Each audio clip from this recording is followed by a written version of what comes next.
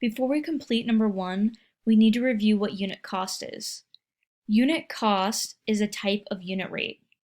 To find unit cost, you take the cost of the item, the amount of money, and divide it by the number of items you purchased. It allows you to determine the price per one item. Remember, when we're talking about unit rates, the denominator needs to be 1 for it to be a unit rate. So a unit cost is a unit rate because you're figuring out the price per one item.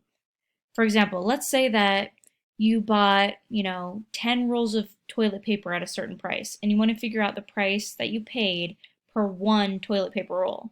We take the amount of money you spent, divide it by the number of toilet paper rolls you purchased, and that will give you the price per one toilet paper roll. So you're just changing a rate to a unit rate by dividing.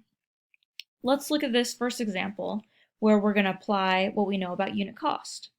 Number 1, you can buy 5 cans of green beans at the village market for $3.50. You can buy 10 of the same cans of green beans at Sam's Club for $7.70. Which is the better buy? This question will normally say which is the better buy, or it might say which is more economical. Economical means cheaper, which is cheaper. So to figure that out, we're going to use our formula for unit cost. We're going to take the money and divide it by the number of items. So I just need to grab a pen. And we're talking about Village Market first. So at Village Market, you can buy 5 cans of green beans for $3.50. So I put that price, money, in the numerator. And then I take the number of items, 5 cans of green beans, and put that in the denominator. And then I just take $3.50 and divide it by 5. So the 5 goes on the outside.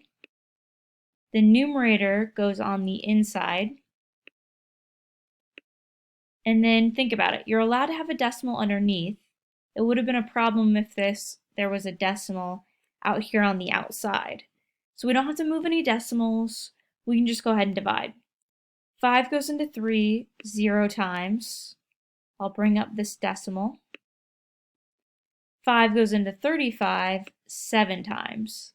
7 times 5 is 35. I subtract and get 0. I cannot ask the question again until I bring a number down. Now I can ask, how many times does 5 go into 0? 0 times.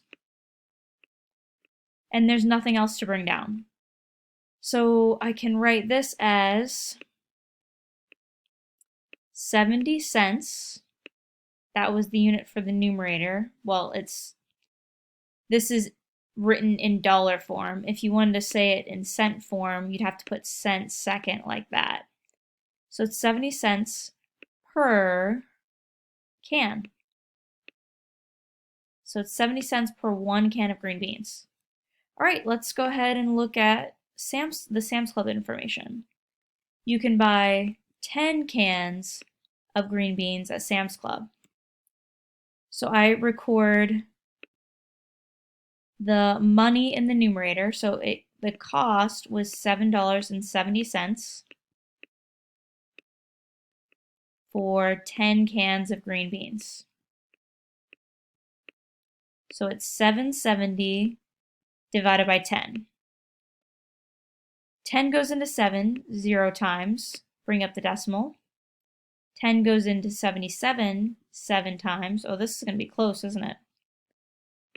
10 times 7 is 70. We subtract and we get 7. I can't ask the question until I bring a number down.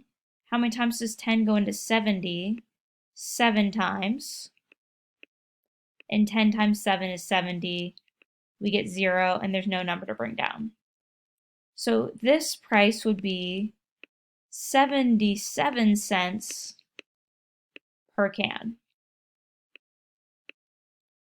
So the more economical choice would be Village Market.